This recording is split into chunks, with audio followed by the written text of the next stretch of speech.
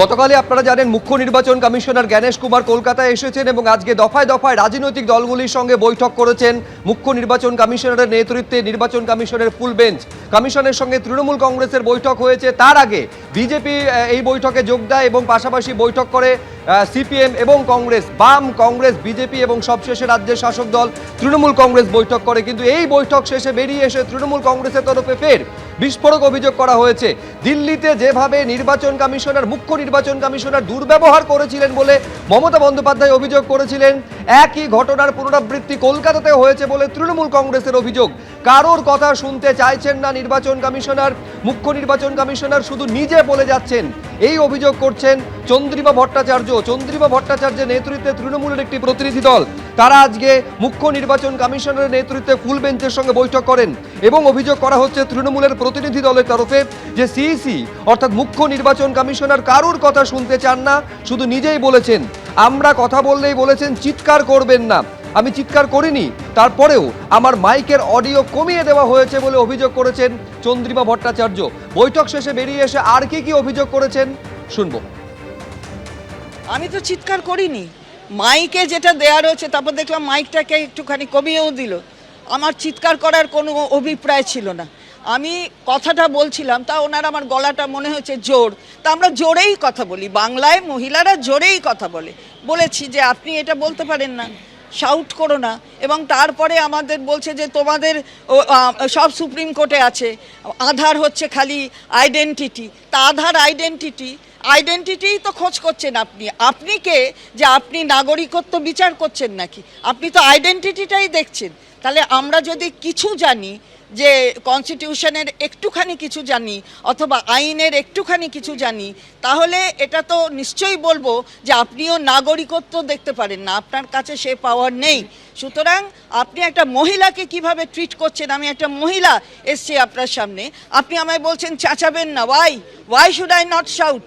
Why should I not shout on behalf of the Mahilas of this state, be they of any party, but we stand for the people. এখানে যারা বৈধ voter তাদের পক্ষে আমরা রয়েছি। মহিলাদের target করছেন কেন সেটা তো বুঝতেই পারছি। আমাকেই বলছেন চেঁচিও না, বাহ না, উনি তো আমাদের সাথে ব্যবহারই করছেন, আমাদের সাথে ভালো ব্যবহার করেন।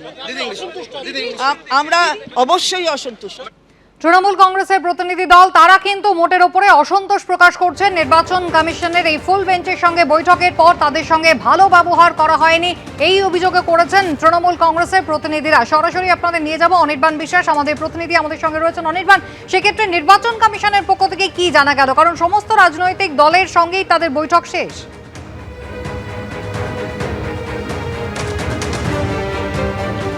দেখো, তোমাকে প্রথমে জানিয়ে রাখি যে চন্দ্রিমা ভট্টাচার্য রাজ্যের মন্ত্রী, তিনি কিন্তু বেরিয়ে এসে আজকে ইলেকশন কমিশনের যে ফুল বেঞ্চ তাদের সঙ্গে বৈঠক করার পর বেরিয়ে এসে কিন্তু তিনি অসন্তোষ প্রকাশ করেছেন এবং কিন্তু তিনি জানিয়েছেন যে তারা অসন্তুষ্ট যে ব্যবহার তারা ভেতরে গিয়ে পেয়েছিলেন এবং যে প্রশ্নগুলো তারা রেখেছিলেন এসআইআর সংক্রান্ত থেকে শুরু করে অ্যাডজুডিকেশন লিস্ট, কত দফায় ভোট হবে, মানুষের নিরাপত্তা এবং এই যে এত প্রাণহানি হয়েছে তার দায় কে নেবে, এই যে একগুচ্ছ প্রশ্ন তৃণমূল তরফে রাখা হয়েছিল সেই প্রশ্নের কিন্তু সদুত্তরও তারা পাননি, উপরন্তু তাদের সঙ্গে খারাপ ব্যবহার করা হয়েছে। এবং সেই খারাপ ব্যবহার করেছেন কে না, দেশের মুখ্য নির্বাচন কমিশনার জ্ঞানেশ কুমার, এমনটাই কিন্তু অভিযোগ করেছেন চন্দ্রিমা ভট্টাচার্য।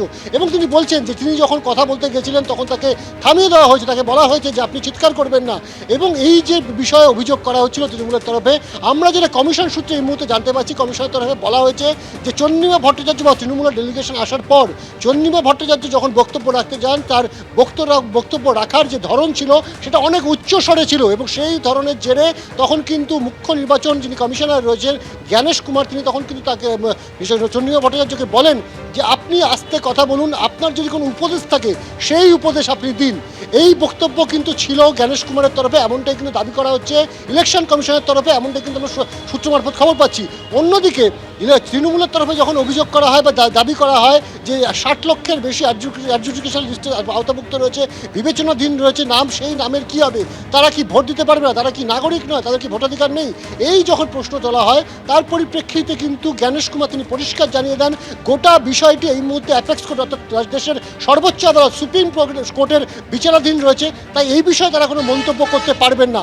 আমরা দেখলাম চন্দ্রিমা ভট্টাচার্য তিনি যখন বাইরে বেরিয়ে আসলেন, ফিরহাদ হাকিম, চন্দ্রিমা ভট্টাচার্য এবং রাজীব কুমার, সেই সময় কিন্তু চন্দ্রিমা ভট্টাচার্য জানতে বলেন যে রাজীব কুমার তখন বলেন যে ইলেকশন কমিশন কিন্তু কোনো প্রশ্নের সদুত্তর দিতে পারেনি এবং এই যে অ্যাডজুডিকেশন লিস্টের আওতায় যে 60 লক্ষ ভোটার রয়েছে বা তাদের যে বিবেচনাধীন নাম রয়েছে সেই বিষয়ে কোনো সদুত্তর দিতে পারেনি। এবং সেই সময় চন্দ্রিমা ভট্টাচার্য যে প্রশ্ন তোলেন যে প্রশ্নের উত্তরে যদি তারা তাহলে দিতে না পারবেন তাহলে বৈঠকে তারা ডাকলেন কেন। অর্থাৎ আজকের যে বৈঠক ছিল আজকের রাজনৈতিক দলগুলোর সাথে, সেই বৈঠকে কোনো রাজনৈতিক দল সেই অর্থে নির্বাচন কমিশনের ব্যবহার বা নির্বাচন কমিশনের কাছ থেকে সেইভাবে অসন্তোষ প্রকাশ না করলেও তৃণমূল কংগ্রেসের তরফ থেকে কিন্তু অসন্তোষ প্রকাশ করা হচ্ছে এবং বলা হচ্ছে যে একজন মহিলার রাজ্যের মন্ত্রী তার সঙ্গে যে ব্যবহার করা হয়েছে সেটা কিন্তু অত্যন্ত দুর্ভাগ্যজনক। যদিও কি ব্যবহার ঠিক করা হয়েছিল কমিশনের তরফে যেটা বলা হচ্ছে যে যখন তৃণমূল এই প্রতিনিধি দল ভেতরে আসেন তারা যখন কিন্তু চন্দ্রিমা ভট্টাচার্য বক্তব্য রাখছিলেন সেই সময় তার উচ্চ স্বরে তিনি কথা বলতে শুরু করেন, তখন কিন্তু তাকে বলা হয় যে আপনি একটু স্বর নামিয়ে কথা বলুন, আপনার যদি কোনো উপদেশ থাকে সেই উপদেশ দিন, এমনটাই কিন্তু বলা হয়েছে। আমরা কিন্তু অমিশন সূত্রে তেমনটাই জানতে পারছি। অনির্বাণ, ধন্যবাদ। এবিপি আনন্দ, এগিয়ে থাকে, এগিয়ে রাখে।